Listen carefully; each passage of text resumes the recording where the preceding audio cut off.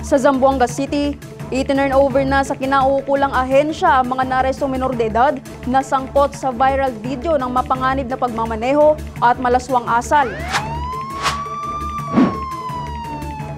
Kinumpirma ng Zamboanga City Police Station 11 ang matagumpay na pagkakakilanlan, pag-aresto at turnover ng mga menor de edad na sangkot sa isang viral video na nagpapakita ng reckless driving at lewd behavior sa kahabaan ng Governor Cummins Avenue.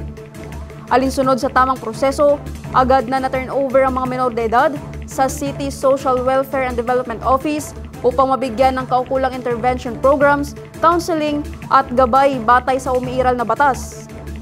Binigyang diin ng ZCPS-11 ang kanilang pagsunod sa mga child protection protocols at ang paninindigan hindi lamang pagpapataw ng pananagutan ang layunin, kundi ang rehabilitasyon at kinabukasan ng mga kabataang sangkot. Ang aksyong ito ay naisakatuparan sa mahigit na koordinasyon sa Land Transportation Office at CSWD sa tulong ng Surveillance Command Center ng Barangay Baliwasan na nagbigay ng mahalagang CCTV footage para sa pagkumpirma ng pagkakakilanlan ng mga kabataan. Lubos ang pasasalamat ng ZCPS-11 sa aktibong pakikiisa ng Barangay Baliwasan sa pagsusulong ng kaligtasan at pananagutan sa komunidad.